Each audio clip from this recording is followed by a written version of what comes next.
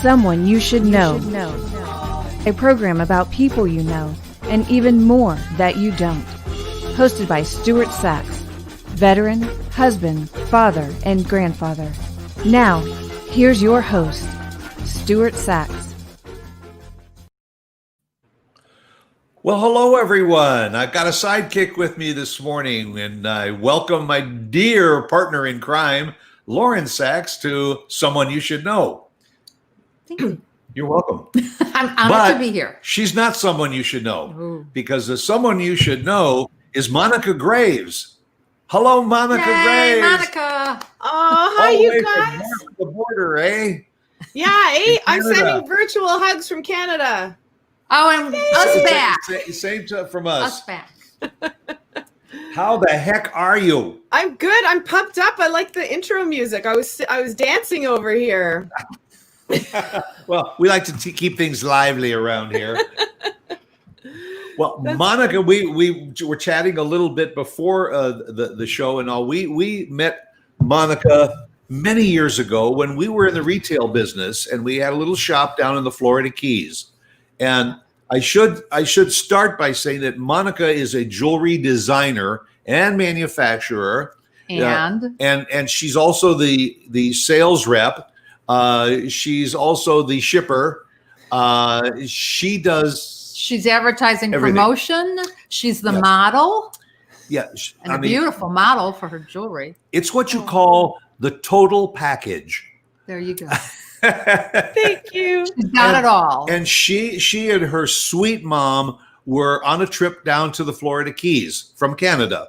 And they were hitting she had some clients that were in the upper part of the United States, and she was traveling down through the Keys, and she stopped into our little boutique, and we just struck up a friendship right from the get-go, and we put her line into our little boutique in the Florida Keys, and it just started to take off from there. And whenever she would come to the Keys, she would stop.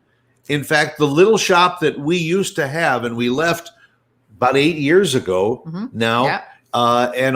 Susan Johnson took over the space, and she has Isla Morada Mercantile. Correct. And she is still working with Monica and carrying some of the Glamjulz. And that's the name of the company, Glamjulz. Yes. And there's the exactly website. What it is. And Glamjulz. We're going to talk about it through the show and all. And Mark may be able to go to the website and go to a couple of the pages and show some of the product that you have.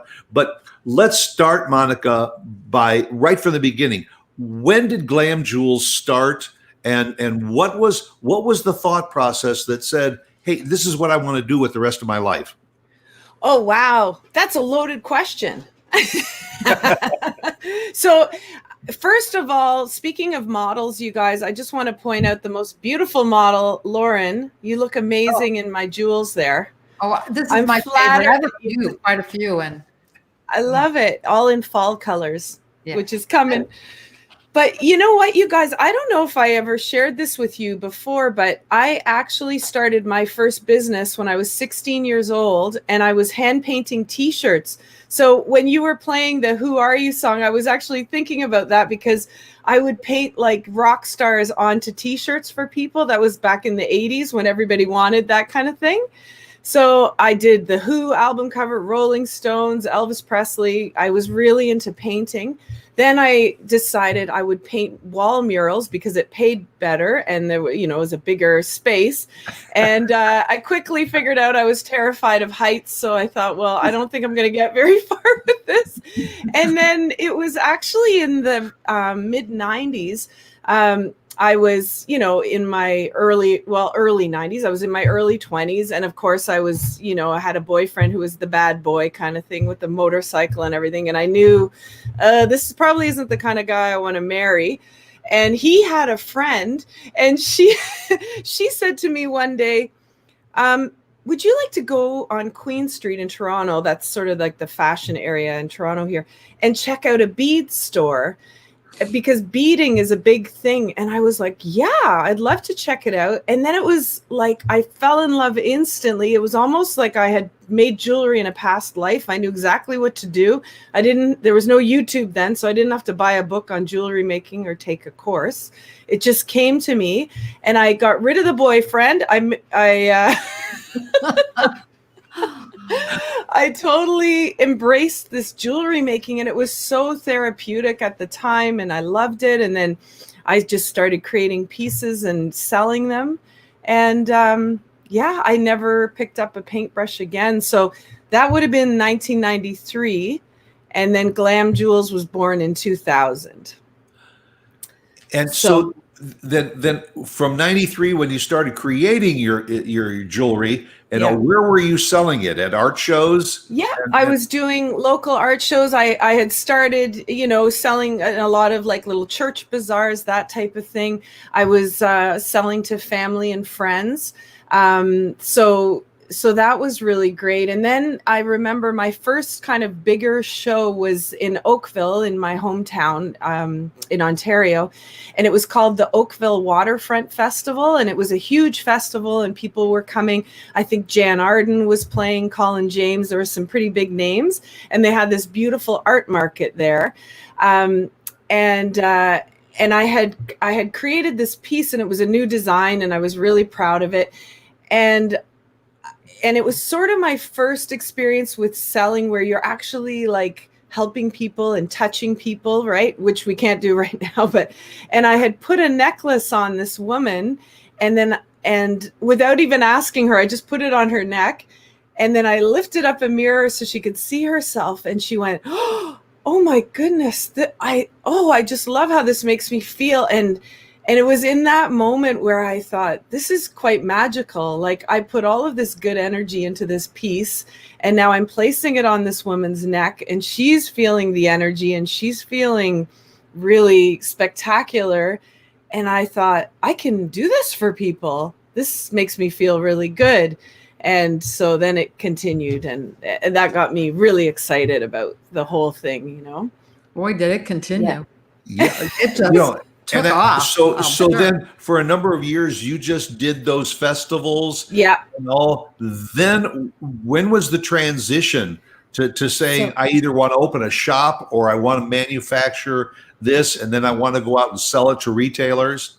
Right. So that was, so from 93 to 94, it was all these little festivals. I was doing, I think, 26 craft shows a year. So every weekend, packing up my little Jetta, putting my tent on the roof and selling on all these festivals. And what was so funny, it still makes me laugh, is overnight they'd have like security walking these parks, but you just leave your product out there and close your tent. Like, I would never do that now, Anyways, so that was the whole thing. And then in 97, I met my husband, and I was doing it. And he said to me, oh my God, this is so awesome what you're doing. Have you thought about actually like turning it into a real business and a company? Because I had been going by Designs by Monica. It was a hobby on the side. I was working full time for Canada Post. In sales there. I was an account executive. So I had this like career in climbing the corporate ladder, and then my jewelry business. Yeah, the real job. And so my husband's quite artistic as well. So in 2000, he actually helped me to come up with the name, because he knows I love anything 80s. So does he. So he said, we got to think of all the things you love. We got to think about roller skating, and Xanadu's my favorite movie, remember, with Olivia Newton-John? Yes. And all of these elements. And he said, how about glam? And imagine the big disco ball. And I said, yes, that's the name. That's perfect. And then we wanted to just trademark glam on its own.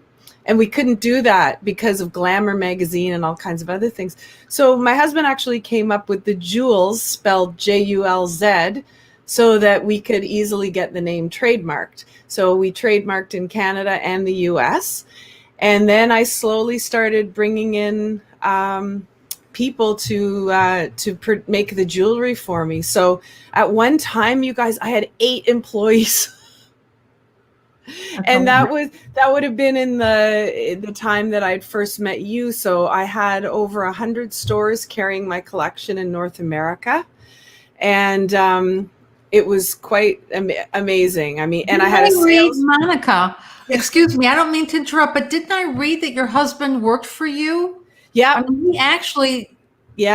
Yeah, so he was taking care of all the marketing, all of the social media, because it was so new at the time, and I was in this corporate job, and he was in a job that he didn't really love, and I still, I enjoyed my job, and I was getting a lot of, free training about sales and also processes and bigger corporations, all this kind of stuff. So I decided to stay, and then he helped me manage the business side of Glamjulz at the time. And then, it was actually perfect how it all worked out. So I guess it was 2007, I had something fall into my lap where, for the first time in over 20 years, everybody in the department I worked for at Canada Post was offered a package to leave because they wanted to sort of minimize staff. I think they were also focused on kind of getting people who were close to retirement to perhaps take it a little bit earlier. They were looking at all these solutions. So I think myself and one other person took the package. That was it. And that was a really hard decision to make. Really, like to dive off that cliff and take the leap. Yeah. And so now what do you think? It was a blessing in disguise. Yeah, in hindsight. Yeah. You know what the biggest blessing was? I have to say, more so than having the freedom to run my own business and all of that stuff. By the way, for anybody who's considering this, you tend to be the worst boss you'll ever have. So if you have a bad boss right now, give them some. It's not that bad. Yeah, practice in front of a mirror. Yeah, exactly. But the best part to me was I realized that I was with Canada Post for 18 years, and every day I was waking up and I was putting on my suit and I was going out to visit with clients, and I was talking the talk, walking the walk, and it wasn't me. It was, so I left this job, and all of a sudden I'm like, who the heck am I? And it's been a really amazing journey of self-discovery and what is it that lights me up? What matters to me? What's important? How do I want to contribute? Those things, they didn't really cross my mind to a point where I would be contemplating them. I think I always sort of moved forward with things that made me feel good, and I wanted to do good for people. But this was so much more intense, like the learning since 2007 has been quite amazing. You mentioned that your husband was artistic. Was he also artistic in the jewelry realm, or Yes. Oh my God. You know what? He's like, do you remember the commercial with the Hanes underwear woman testing the underwear where she's pulling it and making sure? That's him. So when I design a new piece, still to this day, I'll say to him, what do you think of this? And he will take a look at it and make sure it's functional. So, and make sure, like, even for example, the necklace Lauren's wearing, that necklace, I remember when I was first designing it, I had some bigger beads up here. And he said, you know what? Women don't want huge beads up here at their collarbone. They would rather have them here. Like, you got to get those beads. And I was like, oh yeah, that's right. That's right. Like that. It looks better to have them lower in the necklace and things like that. He's got a really good eye for that. So was it his idea? Cause you have this new product. It's the necklace holder for the masks. Yes. Yeah. So no, that wasn't his idea, but you know what? Right. He had a great idea last night. So we were just falling asleep, and so just last week I had launched these mask chains, but I wanted them. A lot of people are doing them, but I wanted them to really be true to what people are used to from Glamjulz. And I thought, we want to look stylish while we're staying safe and keeping others safe, number one. But what do we do with those chains when we don't have our mask on, when we're at home, when we're on a Zoom call, when we're whatever? So I designed them in a way that you could wear them not only as a mask chain, but also as a necklace or a bracelet. So cool. Yeah. And so last night he says, I love what you did. And you know what? It would be really cool if you could also give people the option to wear these as an eyeglass chain. So we sold out of our first lot, like in an hour and a half, they were gone. So next Thursday, and we always launch to people who join our email list first. So next Thursday at 7 o'clock in the morning, we're going to be launching another collection of them. And we're going to give that option that people can also purchase our eyeglass chain fixtures and just clip onto those and then wear them with their glasses if they want. So I wish you had had those when we had our boutique. We got so many calls for eyeglass holders. Did you? Chains, yes. Oh, wow. Yeah. Yes. Yeah. And I'm telling you, now that I'm 51 and my eyes are starting to I feel the pain now. Well, you make sure you tell Susan in Isla Mirada, Florida, in the Keys, she needs those. Okay, I will. She should. She should, for sure. Yeah. I'm going to have to call her about that. Hopefully she's watching the show, because I sent a note to her and posted it on her website that you were going to be on the show with us. Oh, so that's great. Cross promote it down there too. Do you still have time to make your rounds to go to stores? Or? You know what? So I actually made a tough decision. It was a tough decision, but the right decision about 2 years ago, that I wasn't going to push wholesale as much. So I have a few accounts I still work with now, but it's not to the extent that it used to be, because what I found was that the independently owned boutiques, they were becoming, it wasn't as popular as it once was. As you guys know, a lot of boutiques were closing. There's been a huge transition, and I thought, there were a couple things going on. I was developing a really big base of customers who were following me directly and wanting to buy direct from me, and so I was starting to really nurture that, and that started to grow, and to manage both the wholesale side plus the direct to consumer was becoming really difficult. So I went more on the consumer side with, the odd request from a wholesaler, for sure. I can still manage that. And I also learned that I have to be careful with what I wholesale. So this would be kind of good forethought for any artist who's looking to wholesale. And I know you guys probably have had a lot of experience with that as well, because your boutique was so unique in that you carried so many lines from artists. You were not so much, you weren't about like mass produced items. You were about telling stories, and these pieces are important. And you had that higher price point where a person like me could wholesale to you. But unfortunately, there's a lot of boutiques now that want, lower prices, and that an artist can't do that, right? You have to swing with the times. You do, yeah. So the good thing is now I'm kind of re-looking at what is it that I can wholesale in my line, and what is it that doesn't really make sense because of the amount of work that goes into it. So mask chains, yeah. Anybody want to place an order for 10,000 mask chains? I'll take your order. But I've always admired you for this, because you have such forethought and you know what you're doing. You know what you want to do. You plan ahead.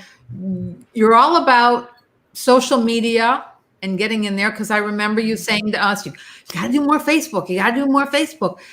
And at that point, we were still kind of newbies to Facebook. So, yeah. But you have really developed such a talent and such a vision for the business, and especially to be a woman.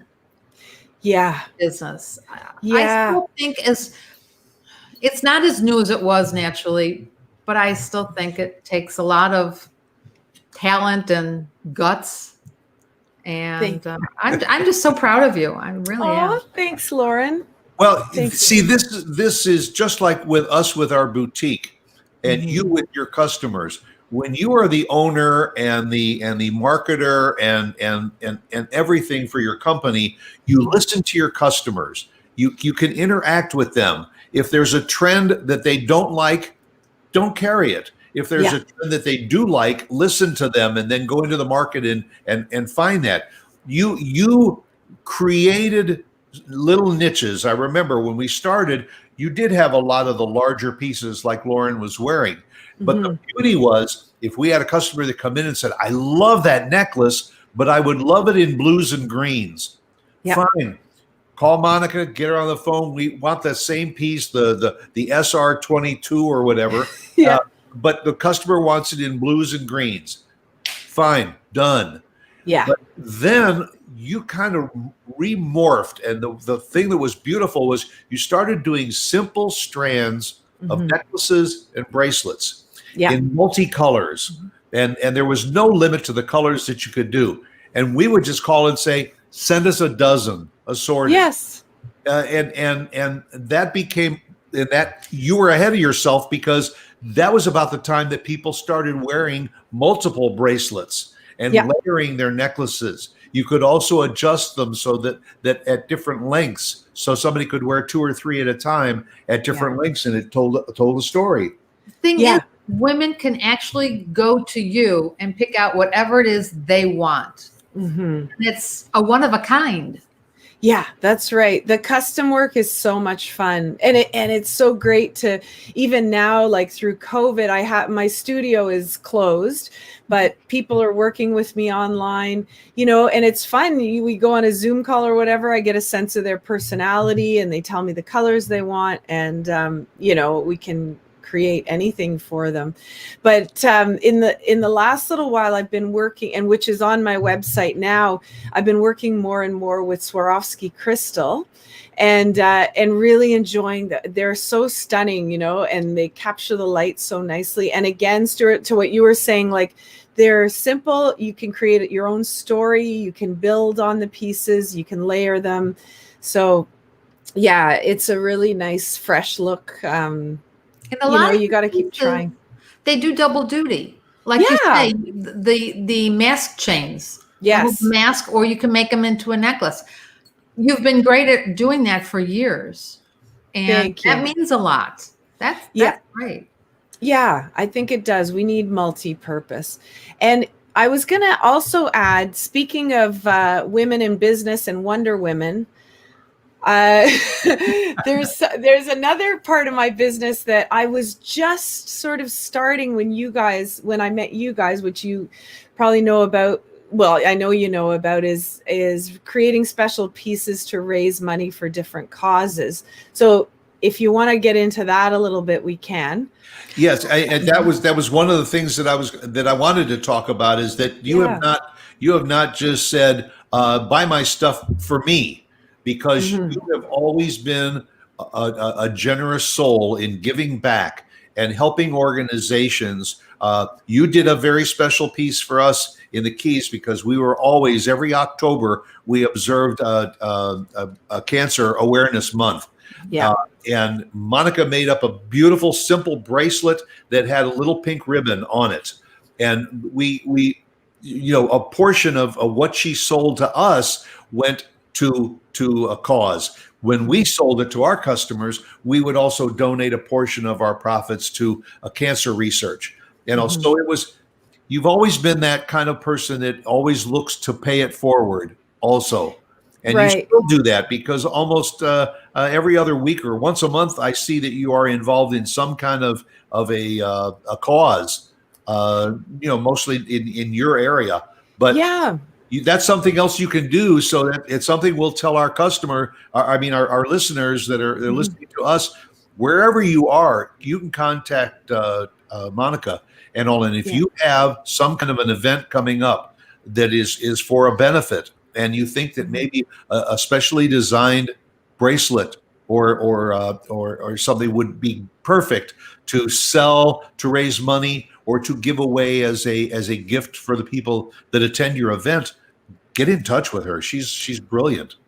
Thank you. Thank you so much. And it's really amazing how this part is growing. And this is what really makes me happy, because I started doing this as just something I did on my own.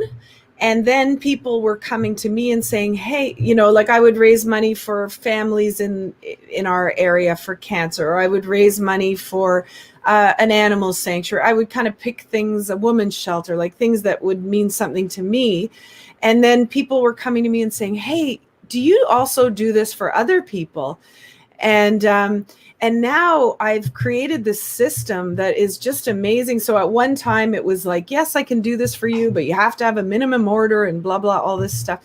So now what I do is I talk with somebody about their cause. What are they passionate about? How do they want to help?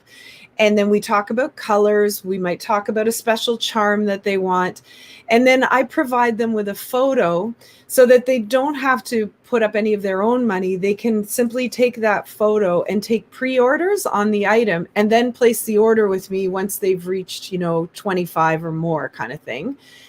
And then just like it was selling to you guys, I offer them a wholesale price. So let's say the bracelet is $18. They can turn around and sell it for $35 and raise that difference for their cause. And it's so great because, Lauren, like you were saying, this whole female empowerment, a lot of the people who come to me are women. And we highlight them at Glamjulz. So then once they're working with us, we write a blog about them. We share it with our email list. Like we do all of this stuff to support them in what they're doing to help community and to help change the world. Because let's face it. Oh, yeah, there's my mask chains. Yeah. If you click on it, it's going to say sold out. But next Thursday, we'll have more. So, yeah. But, the wonderful thing is that these stories get spread and shared. And now with COVID, I mean, we're all so focused on that, but there are so many causes and so many people who need help.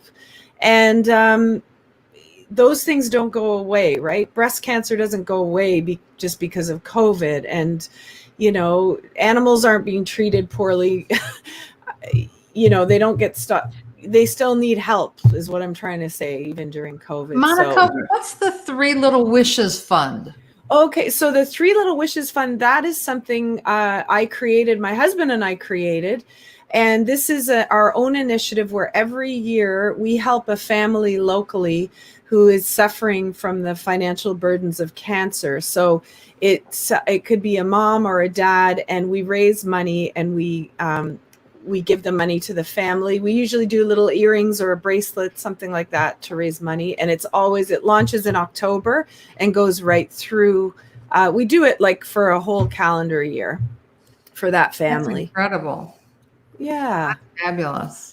The beads and all that you use, do you have suppliers that are in your area, or do you travel different places to find stones and beads and crystals to use in your designs? I wish I did, Stuart. I want to go to the Czech Republic. That's on my list. But I do have very reliable suppliers here in Ontario. And I love beads and crystals that come from the Czech Republic. So that's what I use mostly. And then, of course, with my Swarovski crystal collection, that I use Swarovski crystals from Austria. And I have a supplier here who gets those for me. So, yeah. Where do the ideas come from? Do you in the middle of the night, do you think, I want to put this bead and that bead and all together and do it on a keychain or do it as a necklace or so? Is the mind working all the time? The mind's working all the time. And it's funny because it can be like, I could be inspired by somewhere I've traveled to, or I could be inspired by like an old movie I loved growing up as a kid, or I tend to go back to my retro days a lot for inspiration. Like there was one year I did a whole collection. I think you guys had this collection where it was based on all of the actors and rock stars I loved who had passed away. Remember there was like that crazy year. It was 2013 when, you know, I think David Bowie had died recently, Prince, Right. a whole bunch of people. So I did this collection celebrating all of them. And I sort of honed in on, okay, you know, when I think of this person, what colors do I think of? So of course I had purples for Prince and I had blue for David Bowie, and yeah. So, you know, and then I also did a whole collection celebrating Canada when we turned 150 years old, and had pieces that sort of represented the different parts of Canada. And so, yeah, it really can come from anywhere. Yeah. Do you ever just take a break and go away? You used to go with your mom when you were traveling. Yeah. Well, that's why they used to come down to the Keys, was to that's right. get away. But even then, she couldn't get it out of her No, system. no. She always had to make some stops along the way. So now that you've kind of revamped a little bit, I mean, you got to get away. Don't you? Or maybe not. Well, you know what? I do spend a lot of time up north. We have a family cottage, so I do spend time up there. But you were supposed to be there this week, weren't you? Yes, but that's okay. It all worked out. Yeah. It worked out well. And I said, well, maybe we should reschedule because you were going to be up at the cottage. And she said, no, I'll be there. Yeah. No, I wanted to be here for sure. But I do that. I have to say I need to figure out how to take the downtime and the self-care time, because I think there's like a lot of entrepreneurs go through this where our minds don't shut down. Like I'm constantly thinking like, what can I be doing? How can I help people? What can I, and since COVID, I mean, a lot of our businesses have changed, right? Like people were not going, oh, I need a necklace now that I'm going to, number one, probably lose my job. Number two, you know, I have a luxury item. So I belong to a networking group here in Canada. It's called Busy Women. It's spelled BUSI Women. And this is a wonderful group. And I'm part of a mastermind team with them. So there's like 12 of us, and we're all at the same level in business, and we talk about new ideas. And I remember our first meeting once COVID hit. I'm usually the talker in the group, and I'm like, oh, you could do this and you could do that. And I was quiet. I was actually so scared. I didn't know what my future held. And the girls were kind of on me like, hey, Monica, what do you think of this? What do you think of this? And then one of the girls, I was so grateful. She spoke up and said, I think we all need to give Monica a break right now, because she's got her own business selling a luxury item, and this is her primary source of income. And this is devastating for her. And I was like, thank you. And I did feel that way. And then after our meeting, these women came forward, and the leader of the group, she said, I'm all over you. I'm texting you at 5:30 in the morning. You got money to make. I got ideas. Let's do this. And they were so supportive, and they really just all banded together for me. And so one of the things that came up from this, the leader of the group, who's she's a business coach, she says to me, you know, you're a really good writer. Like, you're writing your blogs, you're writing your Instagram posts. I would like you to take over and write for me on my Instagram. And I went, really? She said, yeah, like, let's just try it for a couple of weeks, and I'll give you business coaching and you can write for me. And I thought, oh, that's a nice trade-off. Sure.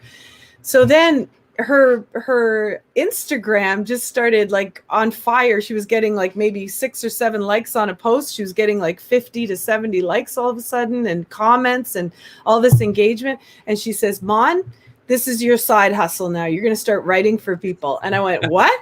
She goes, yeah. And I'm going to help you out. I know a lot of women who could use your help. So now I'm writing as well. I'm running my business, but I have a side hustle now, you guys. I'm writing for people. Ghostwriting for Instagram, and I've got about 10 clients now, and it's so much fun. I love it. You're so good at that. I mean, I wish I'd known that. You could have done our Facebook post. I know, back then. Who knew? Well, I also want to share with our audience too that you have another side hustle. Yes, and I that do. is you do what we're doing right now. that you have your own podcast and all. It's called Get to Know Her. And what you do is you feature women who are in business or are the key person within an organization. And I have been following some of your podcasts and everything. And the women that you're interacting with are fascinating. Just fascinating. When did you start that new gig? Well, that new gig started actually. So I think Friday, March 13th, the world pretty much shut down, right? Mm-hmm. Right. And I think my first interview, it may have even been the following Tuesday, because this was like a dream I had, and the wheels are always the wheels were turned. Yeah. And I said to Wayne, like way back, I go, you know what? I want to start a podcast and I want to interview women in business and I want to do like a female empowerment thing. And he said, okay. And here at my studio in the back, I have this tiny little closet. And he goes, you know what? I'm going to take the shelves out. We're going to insulate that room and it's going to be your podcast room and you can invite guests. You guys can have a glass of wine. You can do it in the evenings. And he's like, and I'm going to get you one of those signs that says on air and it's flat, and I'm like, yes, that's so great. But then with COVID, all of a sudden it's like, oh, wait a second. People don't have to come here. I can interview how we're doing it right now. And it doesn't have to be people locally. I got the whole world in my hands now, right? So it just kept building and building. I have 22 interviews now. My first ones were a little rocky, so they're not all published. But once I got good at it, then and we came up with the Get to Know Her name. That was great. And that was funny too. That was my husband and I sitting late one night on our laptops and trying to think of a name. And at the same time, in unison, we were like, get. And then we both stood up and went, get to know her. And it was like, yeah, that's the name. Well, it's a great concept and it's a great way of learning. And you do a lot of what I try to do. And that is, I know that Monica Graves is a jewelry designer and a jewelry manufacturer and all, but I know a little bit more about her backstory. And that's what I want to do. I want to share. I want to, in fact, I didn't know about back in the 90s when you were making your jewelry and hustling. You read the website. Well, I'm just saying, but that's what you start to learn about people and you share that. And that's what makes them say, wow, I never knew that. And that's fascinating. Right. Yeah. And it's interesting. Yesterday, I was listening to a podcast about how to be a really good podcaster. And this particular gentleman, so there were two schools of thought. One was do your research on your guest, but another guy had a different angle. He said, I don't want to know anything about them because when I go live, I want to be like blown away with their stories like I'd never heard them before. Because he says sometimes if you know too much, you don't dive deeper, right? And it's a good point because I'm much like you, Lauren, like I get on there and I do my research and my homework and I make sure. But he said, no, you don't have to do that. Just get a few key points, like obviously know what they do and all that. But and the one question I always ask on mine, which has been I think it's the best question is, what did little Lauren, when I interview you, I'm going to ask you, what did little Lauren want to be when she grew up? And little Lauren never knew, and little Lauren still doesn't know what she wants to be when she grows up. Let me tell you. Me too. I'm still trying to figure that out. But see, that's the nice thing about now. Now there's all these women's networking groups, there's blogs, there's podcasts. Mm-hmm. I think it's changed dramatically women being in business. I think when we had the boutique years ago, women weren't always so nice. Right. I mean, like they say, you can find a bad apple anywhere, but by and large, women can be a little chatty and a little, jealous of each other every so often. And my perspective also was that many years ago, a lot of women opened up little shops because they had successful husbands. And the husband said, here, I'll give you $50,000. Go ahead and open up your little shop. And they would open up the shop for all the wrong reasons. They didn't research what they were doing. Today, women are savvy. you're in your corporations and everything, the women executive population has grown tremendously over the last 10 or 20 years, and so it is put women in a much better position of authority and knowledge. True, but I think the whole demeanor has changed. And I think women stand up for themselves now. They have more of a backbone. They know where they want to go. They know what they're doing. They're not secretaries anymore. Correct. They're the executives. Correct. Yeah, and I'll tell you, like when I think of the last 20, 30 years of me doing my jewels and all this stuff, when I think back to when I first started in my own mindset, I remember being like very protective of what I was doing, and nobody better copy me, and I had like all this stuff, right? And why would you come to me and ask me for a silver chain when you know I do beads? What a stupid question. Like this kind of stuff would go through my head. And it was through meeting other women and mentors and women who had been in business for longer than me, who showed me a different side. I remember there was one point very early on, the first boutique I sold to was here in Burlington. It was called Joelle's. And I remember watching Joelle and her picking up the phone and a customer asking her about a product. And she said, you know what? I don't carry it here, but the boutique 3 doors down, she carries it. Here's her phone number. Give her a call. And I was like, you're going to do what? And it was just that little thing, right? And that's such a valuable lesson, because there is enough to go around for everybody. And that is truly the way that we grow and develop. It's not by holding on to secrets or, no. And I regret it, that I ever had that way of thinking. But that's how it should be. But it isn't always that way, especially if it's a store owner that is not as secure as maybe you or I would be in their business. Yeah. But we always did that. And the customer ends up coming back to you anyway, because they appreciate what you did for them and going that extra step further. And that's where the power of networking groups comes in too, is because you learn to become friends outside of business, but you learn about each other's businesses and share that. And that is a form of advertising that you can't put a price tag on. Yeah, exactly. Very true. Yeah. No, are those your beads and everything behind you on your shelves? Yeah, they are. There they are. I put some flowers out to make it look a little bit for me. Yeah. Just little containers with all the different beads. And you're still doing bridal weddings? Yeah, bridal jewels. Yes. Yeah, lots of jewelry for brides, for that was perfect. That was another thing that was wonderful is a bride said, you know what? I want to get a little necklace and a bracelet or something for each of my bridesmaids. Right. And the color is lavender and turquoise and this, and then you would custom make those for that client. That's right. Oh yeah. Yeah, that was a lot of fun. I have a whole section. Oh, there we go. We're clicking on bridal jewels. This is so neat, you guys, how you do this. So if you scroll, you see there? Right, there it is, right there. There you go. That's our picture. And that was a picture that we had promoted in our shop too. Yeah, that was a beautiful wedding. Yeah. There's lots of, and then I also had, like back in 2005, I was invited to do a celebrity gift lounge for the Much Music Video Awards, and I met a whole bunch of celebs who wore my jewelry. You posted pictures of that too, I remember. Yeah, that was pretty exciting.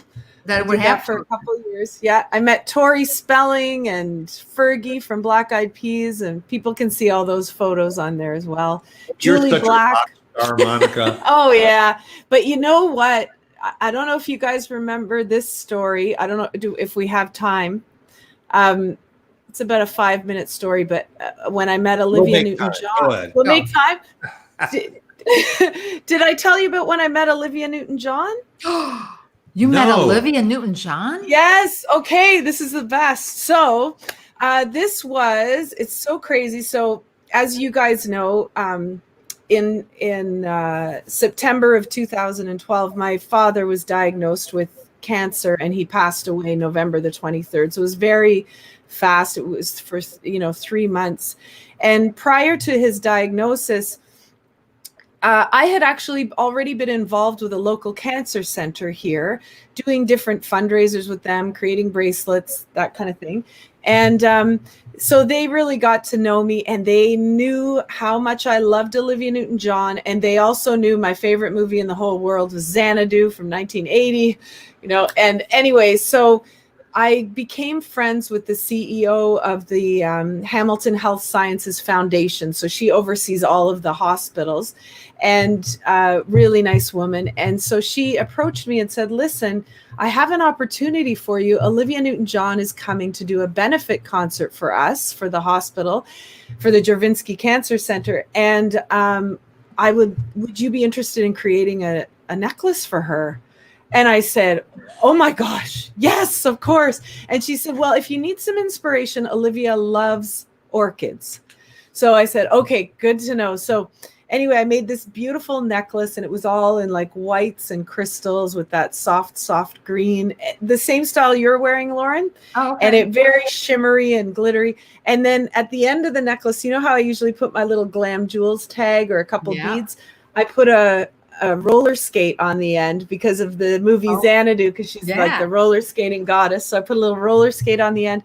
I wrote her a letter all about that movie and how it inspired me, because the movie is very much like new age thinking, and it's about asking the universe for things, and it's so much about art and all this great stuff. So I wrote about all my feelings in there, and then I had this necklace all ready to go.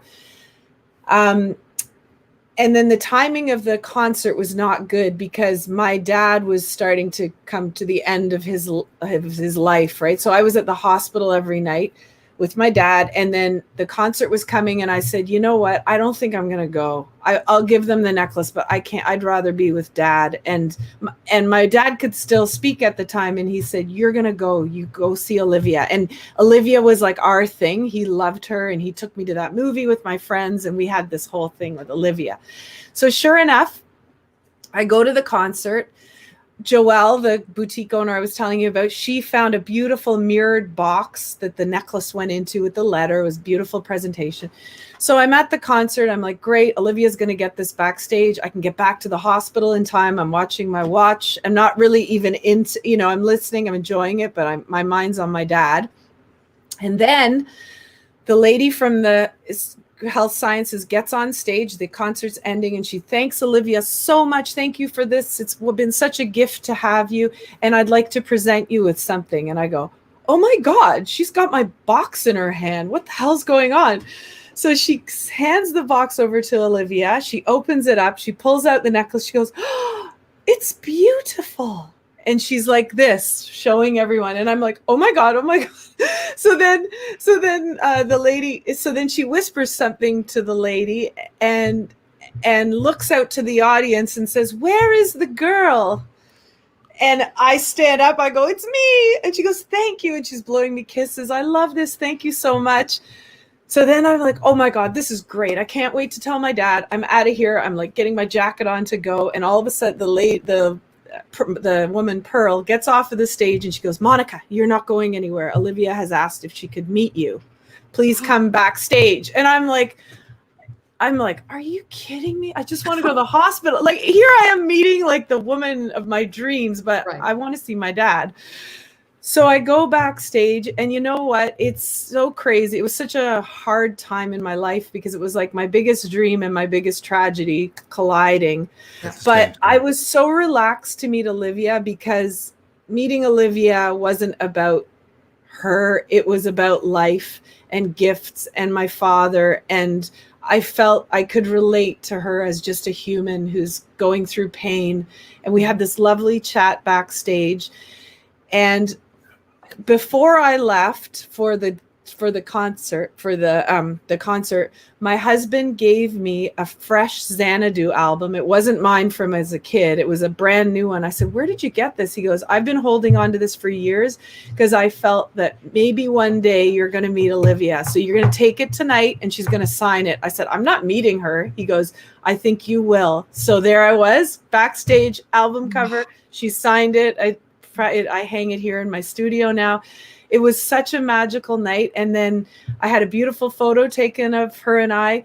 And I went over to Business Depot or whatever, Staples. I had it blown up and I took it to my dad, and he was still coherent enough to put his thumbs up and give me a big hug. Oh, that's a great story. Isn't that amazing?